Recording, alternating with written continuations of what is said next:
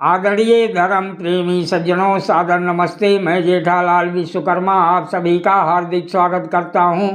जय सिया राम जी की। रामायण रामचरितमानस से। देवी पूज्य पद कमल तुम्हारे, सुर नर मुनि सब हुँ सुखारे। विष्णु जी कहने लगे, तिनके गृह अवतरियों जाई, रघुकुल तिलक सुचार्यु भाई। नारद वचन सत्य सब करियों, परम शक्ति समेत अवतरियों। उन्हीं के घर जाकर मैं रघुकुल में श्रेष्ठ 4 भाइयों के रूप में अवतार लूँगा। नारद के सब वचन मैं सत्य करूँगा और अपनी पराशक्ति के सहित अवतार लूँगा। हरियों सकल भूमि गरु आई, निर्भय हो दियो समुदायी। गगन ब्रह्म वाणी सुनि काना, तुरत फिरे सुर हृदय जुड़ाना। मैं पृथ्वी का सब भार हर लूँगा। हे देववृंद, तुम निर्भय हो जाओ। आकाश में ब्रह्मा अर्थात भगवान की वाणी को कान से सुनकर देवता तुरंत लौट गए। उनका हृदय शीतल हो गया। तब ब्रह्मा धरनी समुझावा, अभय बही भरोसे जिए आवा। तब ब्रह्मा जी ने पृथ्वी को समझाया, वो भी निर्भय हुई और उसके जी में भरोसा अर्थात ढांढस आ गया। देवी पूज्य पद कमल तुम्हारे, सुर नर मुनि सब हुँ सुखारे। निज लोकन बिरंच गे, देवन यही सिखाई। बानर तनु धरी धरी मही, हरिपद सेवहु जाय। देवी पूज्य पद कमल तुम्हारे, सुर नर मुनि सब हुँ सुखारे। देवताओं को यही सिखा कर कि बानरों का शरीर धर धर कर तुम लोग पृथ्वी पर जाकर भगवान के चरणों की सेवा करो। ब्रह्मा जी अपने लोक को चले गए। गए दियो सब निज निज धामा, भूमि सहित मन कहूँ विश्रामा। जो कछु आयसु ब्रह्मा दीना, हर से देव विलंब ना कीना। सब देवता अपने अपने लोक को गए। पृथ्वी सहित सबके मन को शांति मिली। ब्रह्मा जी ने जो कुछ आज्ञा दी उससे देवता बहुत प्रसन्न हुए और उन्होंने वैसा करने में देर नहीं की।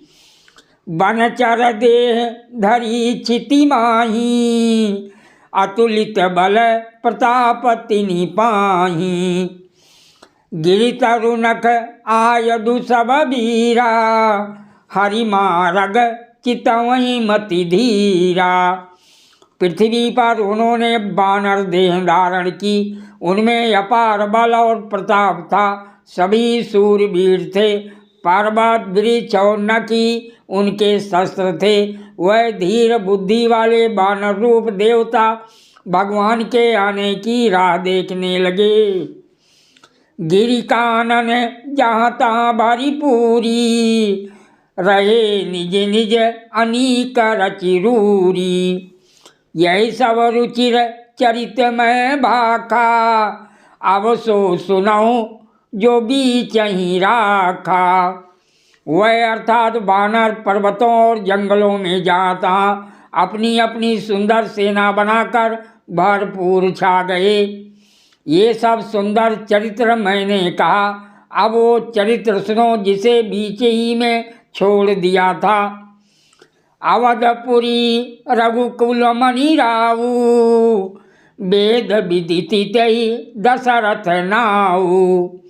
धर्म धुरंधर गुण निधि ज्ञानी, हृदय भगत मति सारंग पानी। अवधपुरी में रघुकुल शिरोमणि दशरथ नाम के राजा हुए, जिनका नाम वेदों में विख्यात है। वह धर्म धुरंधर, गुणों के भंडार और ज्ञानी थे।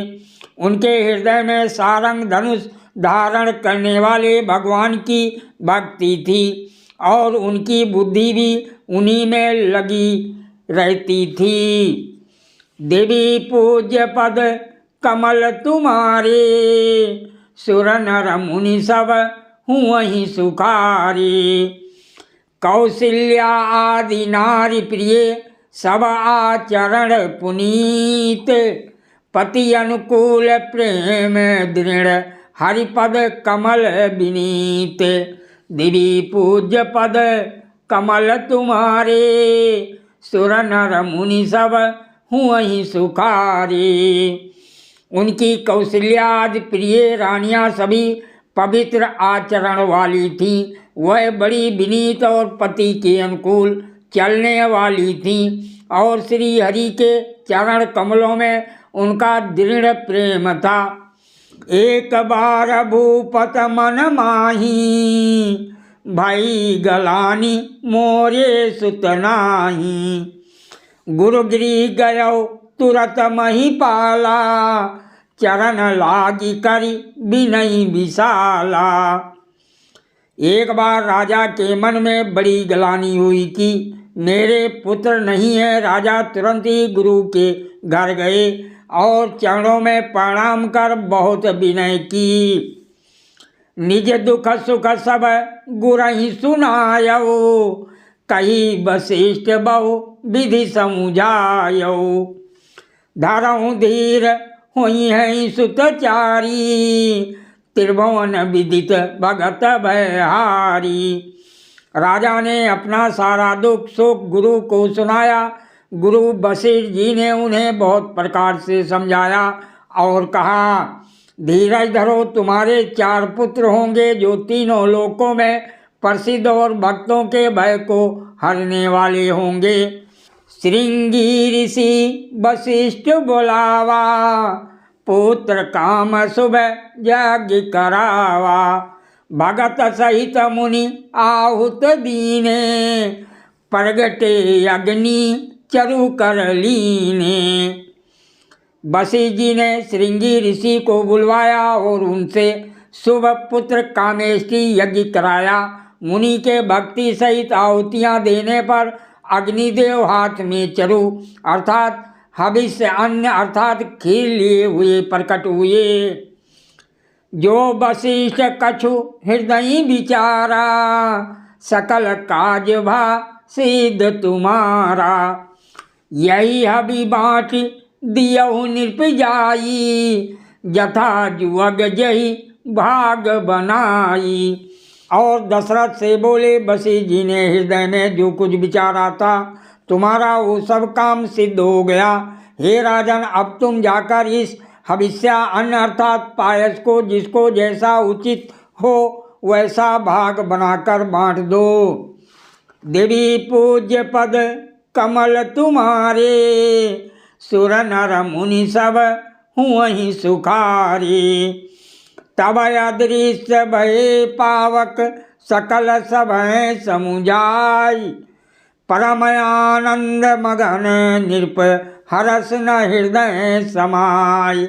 देवी पूज्य पद कमल तुम्हारे, सुर नर मुनि सब हुँ सुखारे। तदंतर अग्निदेव सारी सभा को समझाकर अंतर ध्यान हो गए। राजा परम आनंद में मगन हो गए। उनके हृदय में हर्ष समाता न था। तब ही राई प्रिय नारी बोलाई, कौशल्या आदि तहाँ चली आई।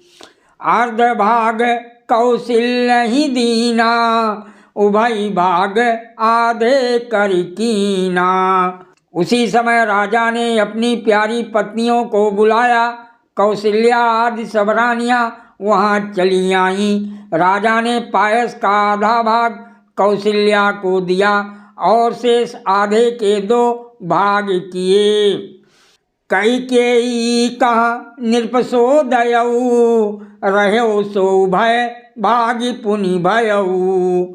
कौशल्या कैकेयी हाथ धरी, दीन सुमित्र मन प्रसन्न करी।